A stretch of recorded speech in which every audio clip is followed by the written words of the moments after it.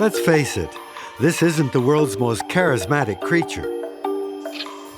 And neither is this. And these tiny crawlers, well, they don't look any cuter close up. But ants and opossums and even vultures have something in common with this beautiful fox. They can all be found in our biggest cities, where they make a living by reusing and recycling what we throw away, what we call garbage, they call dinner. We don't always welcome them.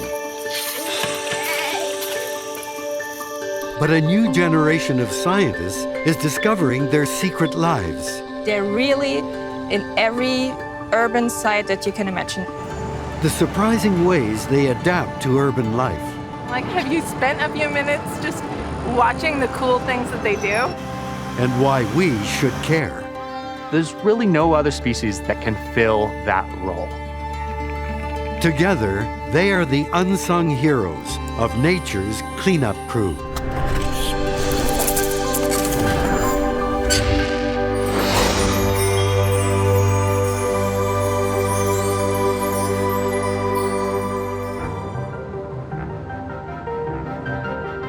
In the city that never sleeps, millions of tourists visit Times Square every year.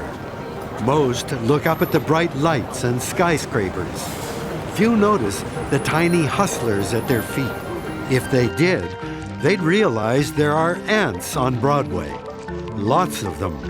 The entire city has 8 million people and an estimated 16 billion ants. The ant problem in New York is off the hook. On a daily basis, I do pest control in one of the biggest cities in the country. We basically deal with ants 24/7. I had a customer that basically woke up one morning, made a cup of coffee, and basically swallowed ants. So until this day, he doesn't drink coffee anymore.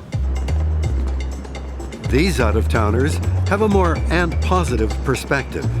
They've come to New York to see the city from the ants' point of view. So when I first came to Manhattan, we didn't even know what species were here. And what we found was 23 different species of ants on Broadway.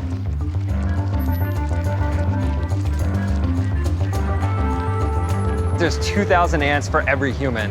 And this just totally blew me away when I first came here. And I was like, you know, I have to study this. I need to work in this city and understand what's supporting all these species.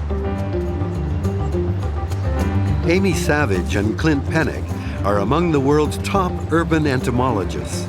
For nearly a decade, they've studied where the ants live, Got some? how they interact, and even how long they take to hunt and carry off a fly larva.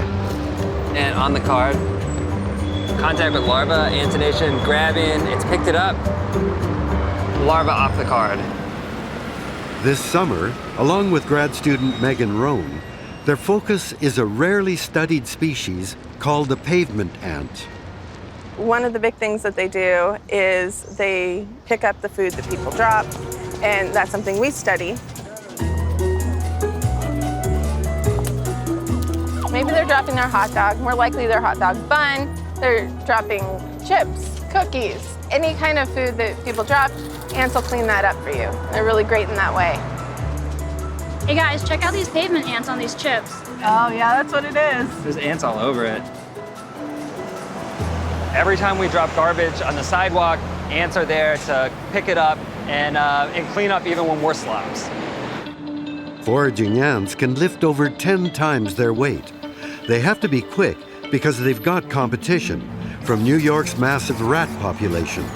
Rats can be dangerous to humans. They transmit disease. But ants don't. So maybe we should be rooting for the ants. I think this looks like a good spot. Yeah, I think so too. The team wants to know if ants or rats clean up more food waste. Here, you place that down. Okay. A crushed donut goes in a cage that allows ants to enter, but keeps out rats. Oh, that looks good. That's perfect, yeah. The same amount of food goes outside the cage, where ants and rats can get it. Who will eat more is anybody's guess.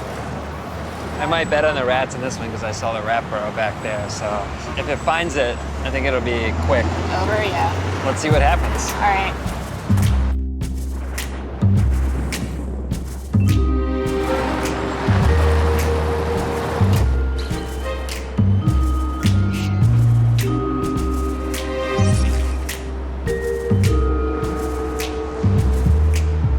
In this contest, the rats get off to a fast start. They have a clear size advantage. But does size matter? Or will this be a numbers game?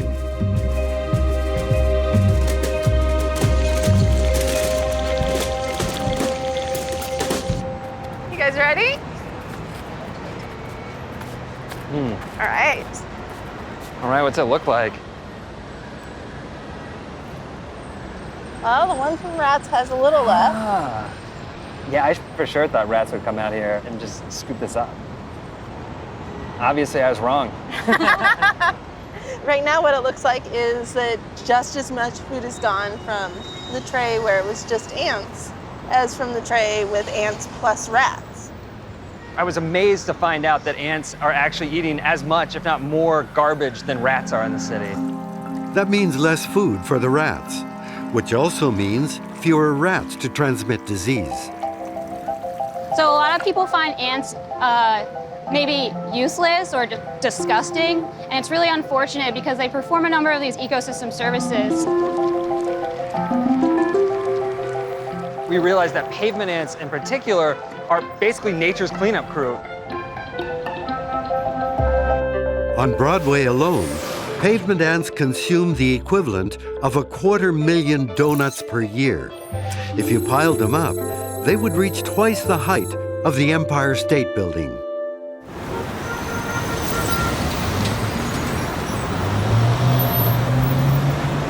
Oh my god, you guys, come here. Oh wow, they're super active. Maybe it's from all the sugar in the cereal. These female foraging ants are on a mission to take food home to their community. Do you think one of these ants could actually pick up a whole piece of the cereal? Not a whole one, but sometimes you'll see 2 or 3 ants carrying a big piece of food away. Yeah. In a way, they're commuters because they don't live in Manhattan. They live under it. In an unseen world beneath the human city are many complex ant cities where foragers return with food for their mother, the queen. Most of her eggs will become new female workers who do increasingly difficult tasks as they get older. They'll start as nurses, and then they'll move on and start working on nest maintenance. And then as they get older and older, they go out and become foragers, which is, of course, the most dangerous part of an ant's life. And it's the oldest female ants who are on the front lines. And E.O. Wilson, the famous biologist, has a statement something like, humans send their young men to war, and ants send their grandmas. Without the grandma's fight to get food, their colony could not survive or reproduce. And when these ants do reproduce, they do it in spectacular fashion. This is one time when lowly ants do get noticed because they become airborne. And what happens is they all fly into the air and they mate in the air. And some species, the queen will mate with multiple males, most species just one. And then they all fall to the ground. Males die, they're done. For some New Yorkers like this man, the only good ant is a dead ant. I just received a phone call from a client out in Staten Island with an ant problem. So we're headed out there now to eradicate that problem. She really hates ants and she's super freaked out by them. Okay, Agatha, it seems that we found a problem here. You have an infestation with pavement ants. Oh, well, what freaks me out is they're gross looking and they have these creepy legs, and then they're so small that they can actually fit in like every little crevice. So they serve no purpose aside from infestation and being a nuisance and causing problems. When I tell someone that I'm an ant biologist, there's always 2 questions I get asked. The first question is, can you tell me what the ants are in my kitchen? And the second question is, how do I kill them? I understand not wanting ants walking on your food in your kitchen, but there are ways to deal with that particular behavior while still embracing the wonderful services that they provide us, especially when they're outside. He may win this battle, but he'll never win the war, because on our entire planet, ants outnumber humans by 1,000,000 to 1. Ants are definitely abundant in cities, successful in cities, and then they're actually doing some good work for us as well, which is good to find out. So I think that in a way we need to have more empathy with the species that share our cities and really embrace the fact that we do live in a diverse world, and that's a good thing. If ants could speak to us, I feel like ants would say, just let us be. Let us do our thing. It'll be good for you. Ants aren't the only unsung heroes in nature's cleanup crew.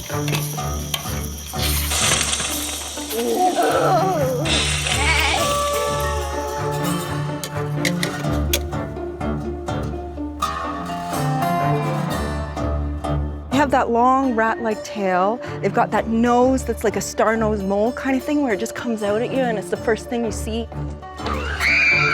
And they've got the little red eyes, and then they're just sort of pointed. A baby possum is stuck in the chicken food. Oh my God. But when you see them, it's very upsetting.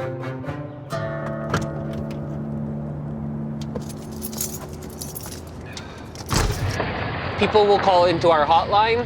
They're like, it's just like a giant rat, but it's definitely not a rat. Like, it's indescribable animal. As soon as they hear like, oh, and it's got this pointy face, they're like, oh, you're talking about a Virginia opossum.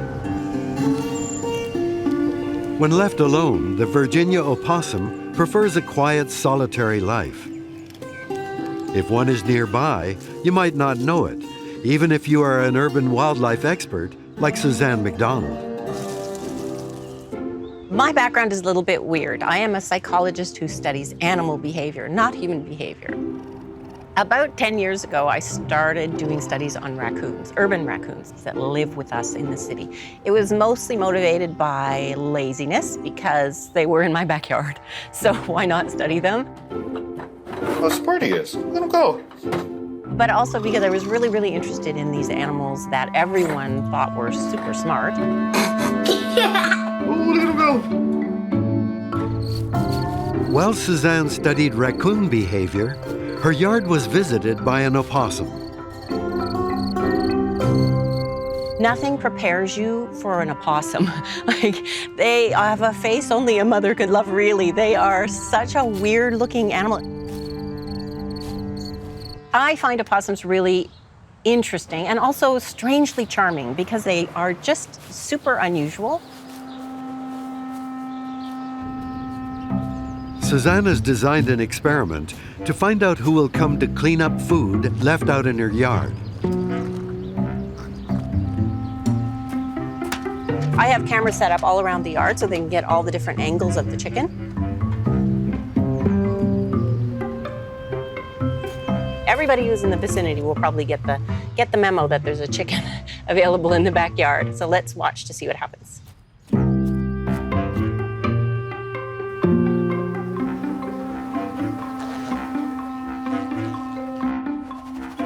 After night falls, the backyard receives some dinner guests.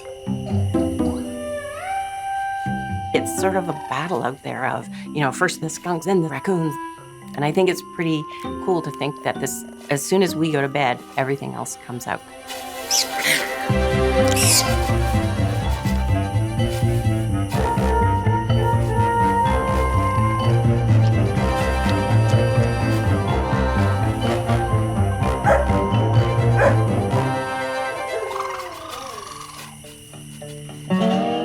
After everyone else goes home, an opossum arrives, late to the party.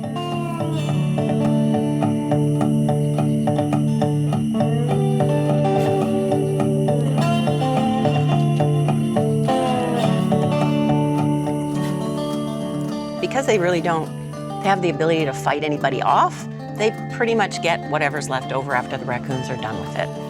And opossums can digest bone, and they can digest pretty much anything. They eat everything. Whenever people say, oh, I don't like them, I always say, let me sell you on opossums. And one of the things about opossums is that they also eat ticks. Look at that. That is so horribly disgusting.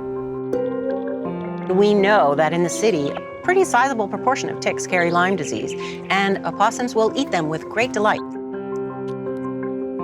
Lyme disease causes severe pain and can be hard to treat. An opossum can eat up to 4,000 ticks a week. They provide this service in backyards throughout Toronto, even though they don't exactly belong here. The Virginia opossum is native to the southern United States, but in recent years, climate change has extended its habitat north. In Canada and the US, it's the only marsupial, a close relative of this more familiar animal. Like all marsupials, opossums give birth to tiny, undeveloped babies that make their way to their mother's pouch. She has 13 nipples. If there are more babies than that, the rest of them die. It's like a terrible game of musical chairs. They grow for about 3 months. They come out, and then they'll go up on their mom's back to travel around with her. She can have 2 litters a year. So if you have 26 babies a year, you're doing pretty well evolutionarily. I mean, most of them may die, but you're pretty sure that some of them will live. And sometimes they could use some help from us to increase their odds of survival. Okay, I'll meet you out there. Okay. It looks like there's a couple up there and a couple down in here. I'll use the ladder, I'll go up, and then I'll hand them down to you one at a time. Their injured mother was rescued, but died in surgery. These possums had a hard start to life. They were discovered in their mother's pouch at a very, very small age. They had just been born.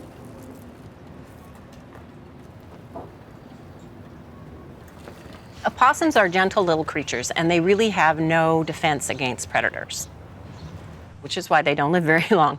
But their big thing, their big go-to move when they are afraid is to fall over as if they're dead. To complete the illusion, they exude a smell like rotting meat. After a while, they jump up like nothing happened. It may look like a clever trick, but it's really an instinct, an evolutionary survival mechanism. So we don't know very much about opossum intelligence, and I think that's because they kind of are slow-moving and they're weird-looking, and people think that they must therefore be dumb. Suzanne wants to know if the conventional wisdom is true. So this is a dog toy, and it's supposed to challenge dogs who are left home alone. So it gives them something to think about. And I thought this is a great idea to test for the possums because it's colorful, it will attract them, and it's got hidden compartments.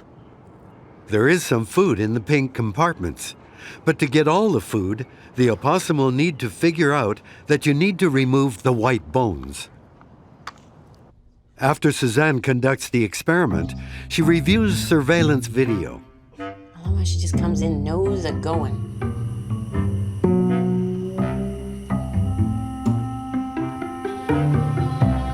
Oh my God, look at her.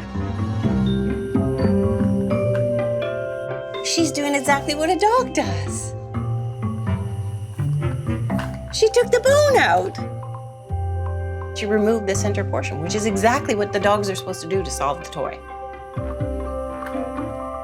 So she figured out the flipping the lids instantly and went for those bones and just chomped them and got them out of the way.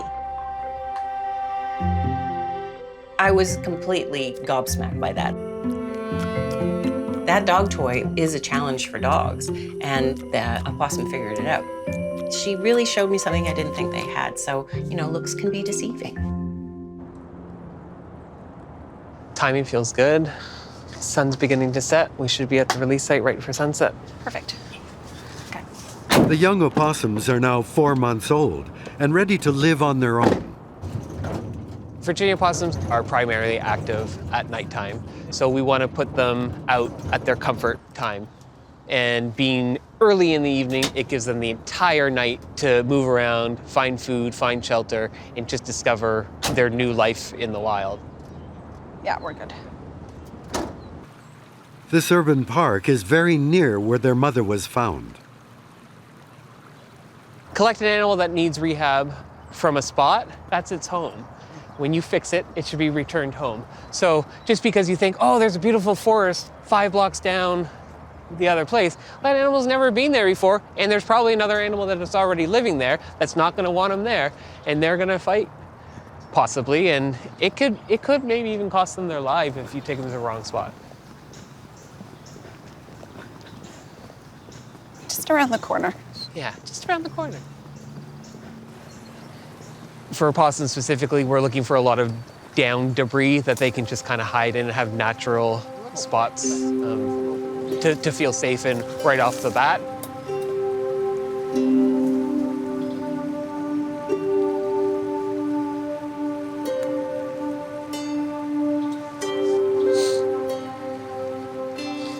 All right, I'm gonna open the kennel. People at parties always say, oh, these opossums, we have to get rid of them. They say opossums are ugly. Yes, they are. They are ugly, but they say that they're dangerous because they're gonna bite people. They don't bite people. They say they dig up their yards. They do not. They only use burrows and dens used by other animals, so they're not doing that at all. They say they carry rabies, that they spread disease. They do not do that. In fact, they eat all the ticks and things that we don't want in our yards. So pretty much every misconception, I can say, no, that's not true. And the more we learn about them, the more we're gonna love them, I think. You worry about them a little bit. They're so small going into the big wild city, but end of the day, this is the best moment. Yeah.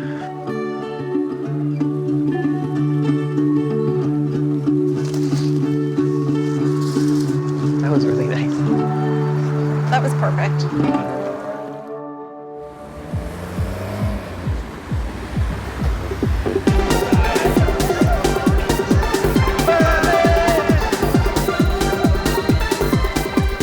Berlin is famous for its wild nightlife. Less well known is its night wildlife. Foxes are newcomers to the big city. Like tourists on a pub crawl, they don't stay long in one place. You see them, and then you don't.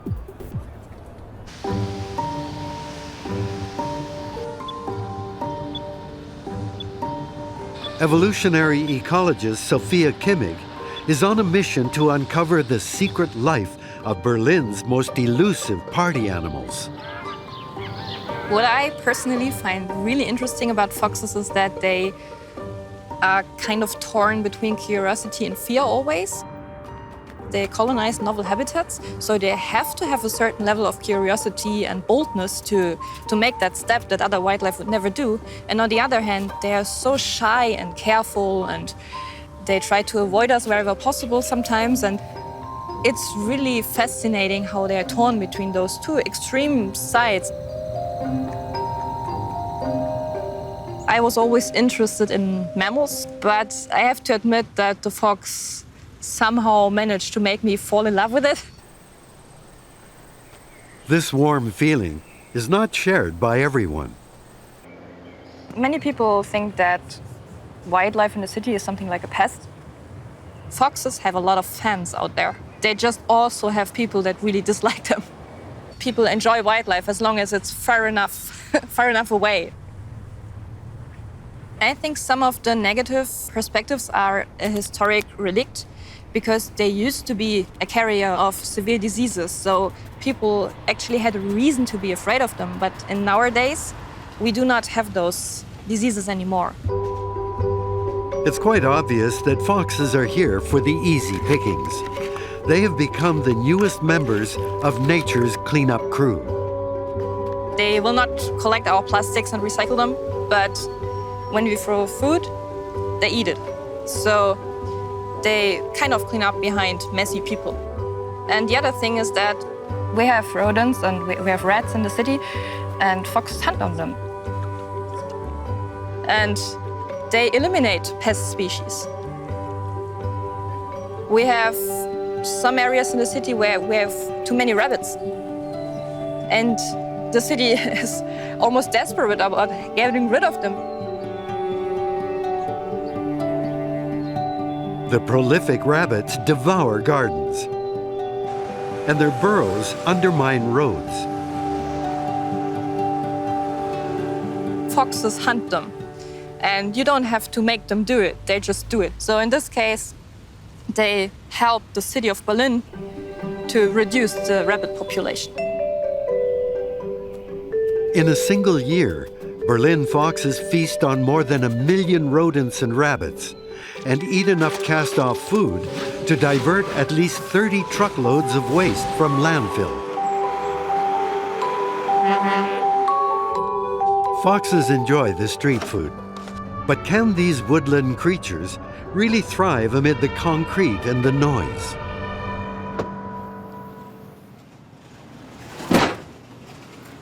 And I'm interested in how do they cope with that? Where do they go? Where do they find spots where they can still hide? Where do they breed? How do they change by living in the city? To find out, Sophia plans to monitor their movements. But first, she'll need to catch one.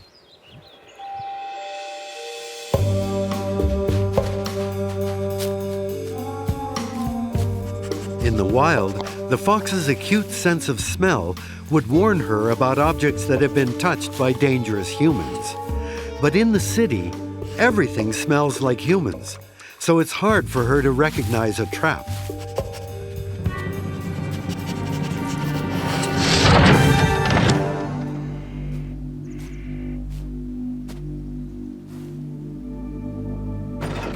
Under Sophia's direction, the fox will be sedated and fitted with a GPS collar that can record where it goes.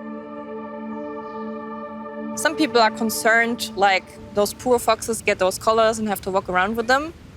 But for me, the more relevant question is, are those foxes okay in the city?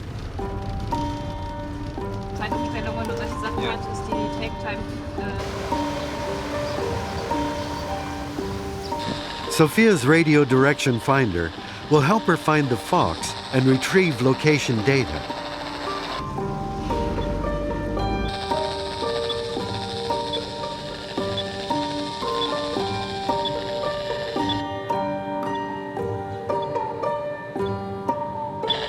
There's a good chance that while she looks for the fox is watching her.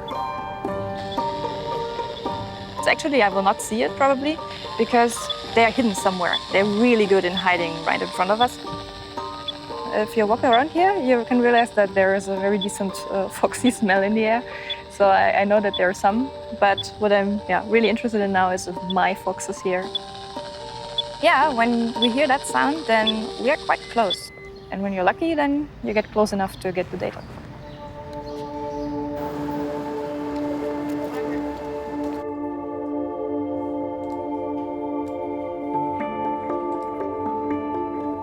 We just uploaded is from last week. So we can see now for every 4 minutes where the fox has been in the last week.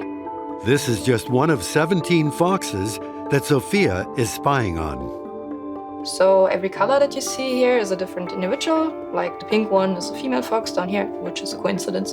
And the blue one up here is the one living in the presidential garden. When the fox goes somewhere more often, then the color is more bright. Here you can perfectly see that there are spots that they prefer to use or where they spend lots of time. Now, Sophia can visit these secret places to discover how foxes are adapting to the city. It turns out they have found places to hide and secluded homes for their young.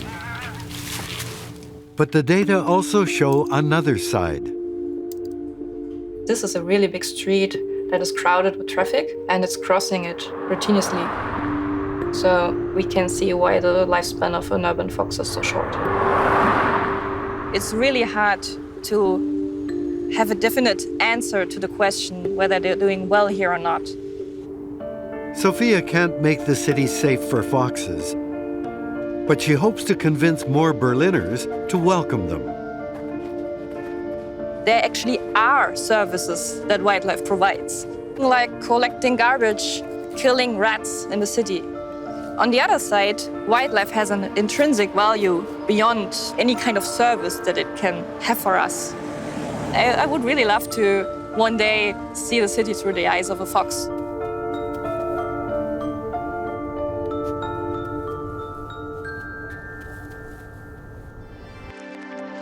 So far, we've met scavengers that clean up trash that we can clean up for ourselves. But we have bigger problems. A huge new leak, one of the biggest oil spills ever. Can nature's cleanup crew handle the tough stuff? In a biochemistry lab lives a strange species, weirder than opossums, smaller than ants, and from a family with a reputation for making us sick. These bean-shaped things are bacteria named Elcanovorax. During a recent oil spill disaster, they were found at great depths eating the oil. That was strange, because most bacteria can't do that. Elcanovorax is an incredible bacterial species which loves to feast on the petroleum oil hydrocarbons as it gives them their source of energy. And no other bacteria can do this wonderful job. Microbiologist Satinder Kaur-Brar wants to know if Elcanovorax will eat oil underground. The kind of toxic goo spilled by millions of rotting tanks and burst pipelines throughout the world. There are many sites which have been abandoned and which have petroleum oil contamination in them. Sometimes the oil-contaminated soil is dug up and removed, but then it just ends up somewhere else. At times, chemicals are used, but that too leaves residues that may also turn out to be toxic. I've been working to find a biological solution that might be better.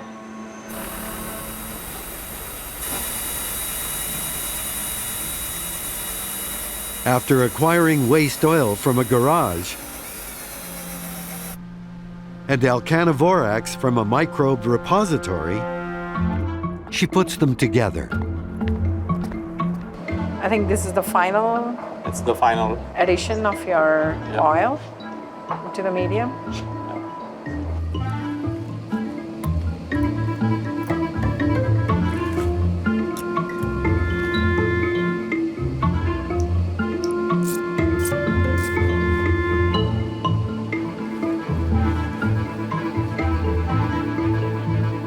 A time-lapse reveals that something is going on, but the real action is microscopic. Each tiny bacterium releases even tinier enzymes. What makes the Elcanovorax enzyme unique is the size of the dimple on its side. It's large enough to trap a heavy oil molecule and rip it apart. In simple terms, they are the scissors which the bacteria needs to cut into the petroleum oil hydrocarbon. The resulting atoms of hydrogen and carbon are scooped up by the Elcanovorax bacteria. Inside the bacteria, they are transformed into energy so the bacteria can grow and reproduce. What is expelled is non-toxic carbon dioxide and water. But will this work in the real world? Satinder and her team intend to find out. Hi, Thomas. So we're standing here today on the site of a former gas station.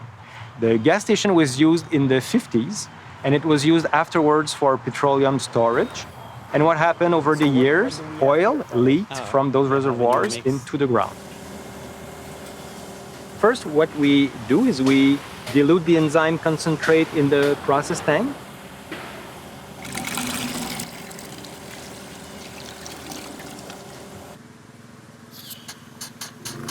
And then we use a pump to pump it right into the well and into the contaminated soil.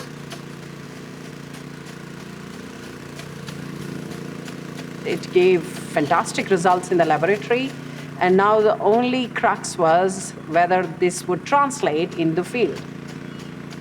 After a couple of weeks, what we'll do is we'll come back on this site, we'll drill more holes, and we'll see what was the effect of the enzyme on the level of contamination. Over those 2 weeks, the enzymes seeped through the soil, making contact with the oil deposits.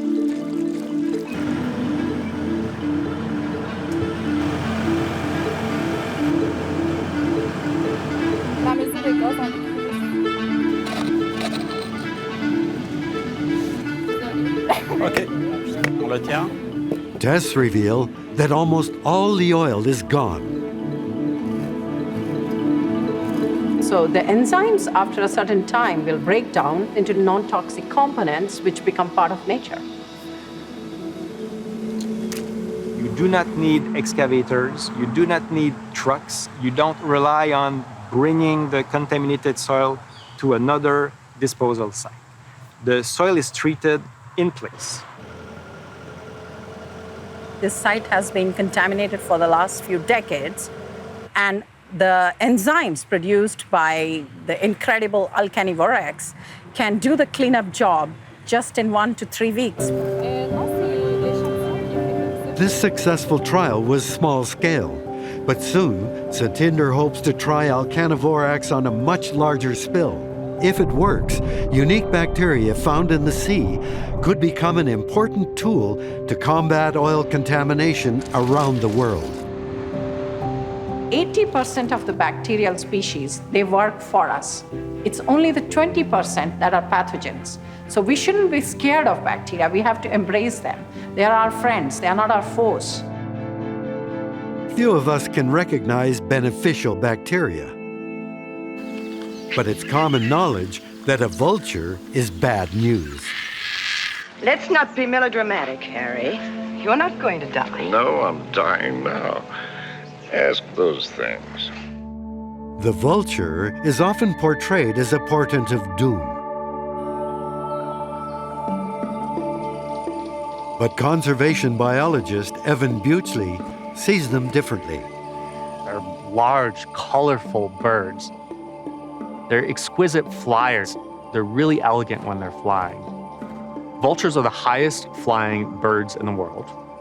They can slowly glide for hundreds of kilometers. They're some of the most intelligent birds in the world. They have some of the keenest vision, strong senses of smell. So you can have an animal that dies. Within 5 minutes, vultures are circling over it and dropping down and starting to feed. Vultures actually consume more animals than all the lions, the jackals, the hyenas, the leopards combined. In Ethiopia, they clean up carrion in the wild, but also live in the bustling city of Addis Ababa. So what are vultures doing here?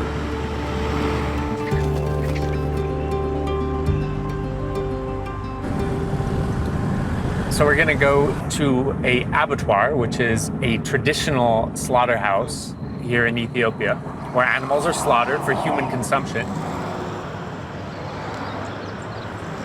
People rely on the vultures to come in and feed on the waste and clean it up. This is a very ancient system that's been in practice for hundreds, if not thousands of years. Evan and his colleague Alizar Daka observe humans and vultures at work. We got about a dozen hooded vultures, and then there's a few white backs. So it's been a nice bout of feeding this morning. They're pretty fierce when they're fighting for the food like that.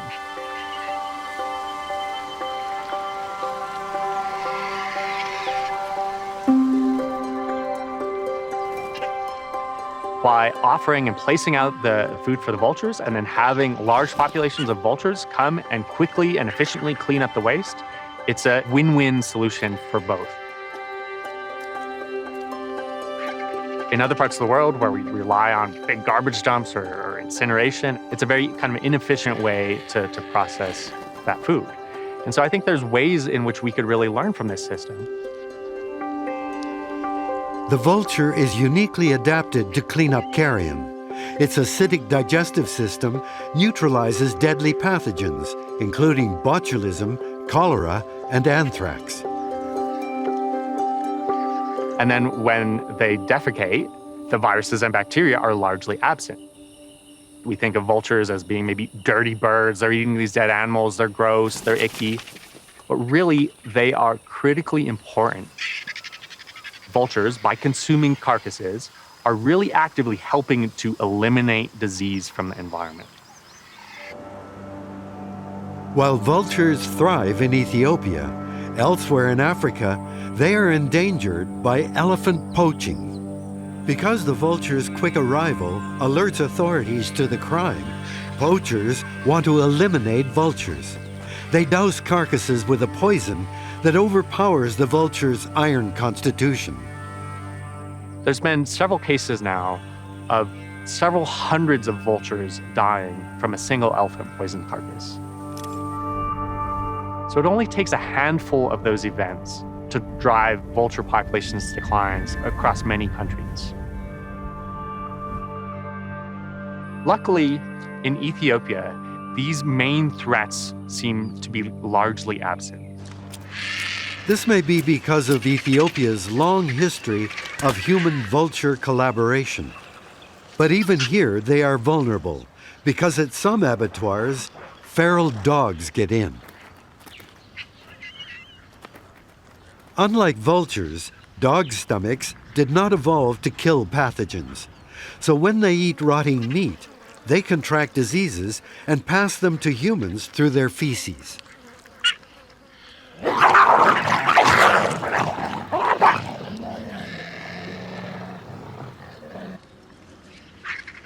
The dominance of the dogs at this abattoir is something that's happening all over the country and is really troubling for people, for human health.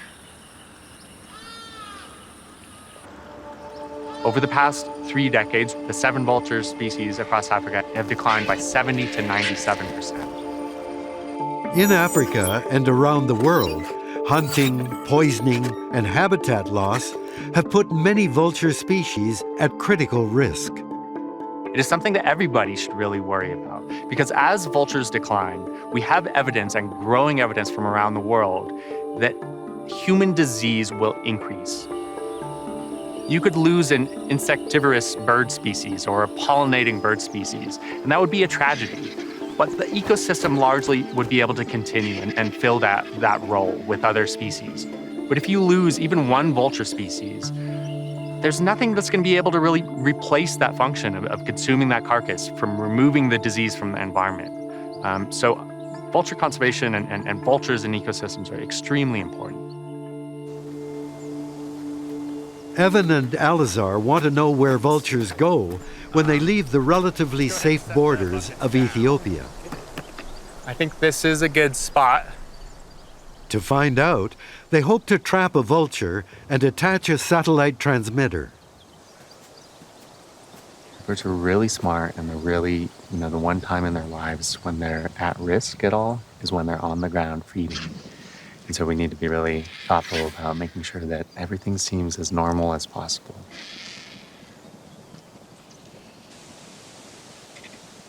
Trapping's always nerve-wracking, so I'm always a little on edge until we actually get it done.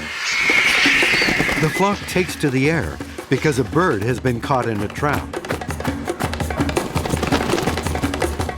It turns out it's a raven. There's a bunch of different species that come in and scavenge. It's a fan-tailed raven. A lot of times, the first thing you catch is not what you planned on catching. Not a vulture. It's a beautiful bird, so it's not ideal, but it's part of the process.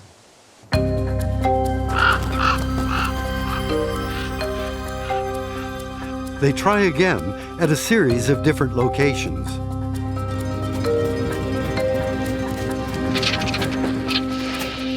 All right, so after 5 days of waiting and moving traps and trying many times, we finally managed to catch a white-backed vulture. We'll attach satellite transmitters on them using a harness that we build. These satellite transmitters weigh less than 3% of the weight of the bird.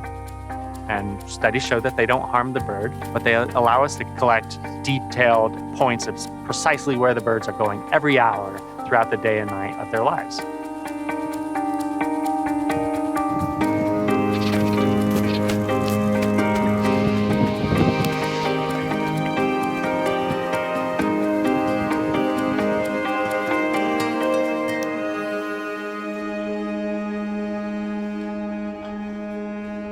So we have tracks here of many different vultures that we've tagged over the last couple of years.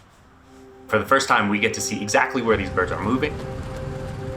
That lets us identify where they're feeding, where they're roosting, where they're nesting, and eventually also where they're dying.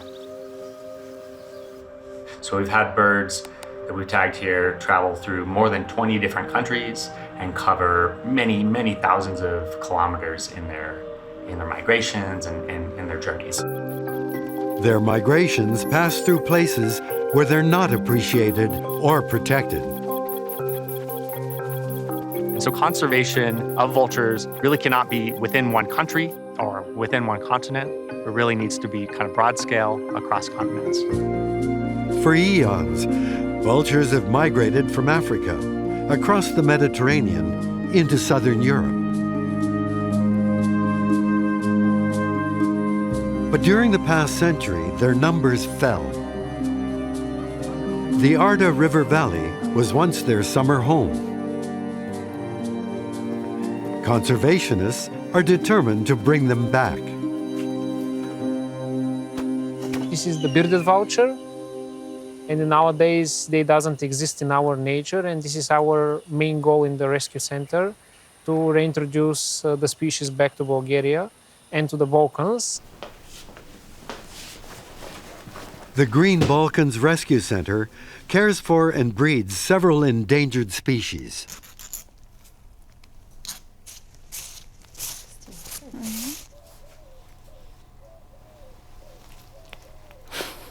At 8 weeks old, they are prepared for release into the wild. You are beautiful. Don't die in the sea. Don't perch on dangerous power lines. Do not eat poison.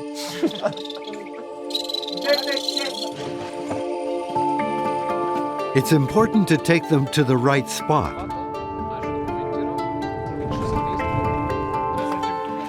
To reach it, these volunteers climb for hours with fledglings on their backs.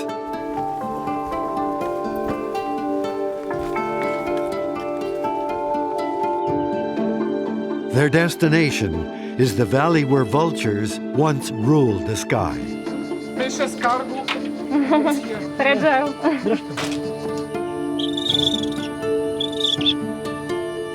The young ones are lowered carefully off the cliff.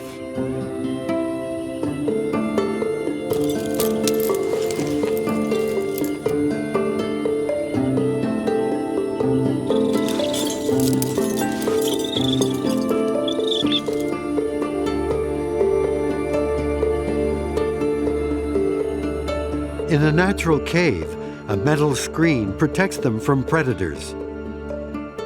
For a few weeks, they will live here alone, fed each day through a tube. From this point on, the birds will have no human contact.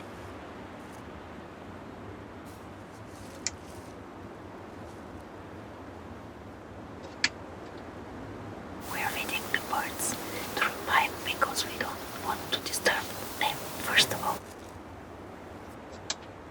And second of all, because we want them to stay wild. These kind of birds, they're really important in the ecosystem. And that's why we really have to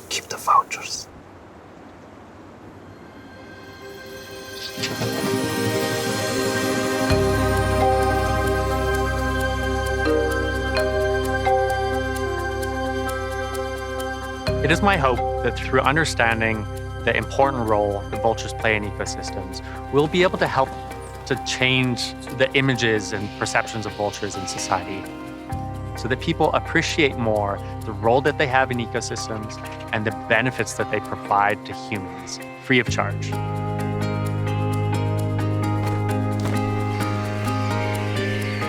If vultures could talk, perhaps they would say, "Give me some respect, man."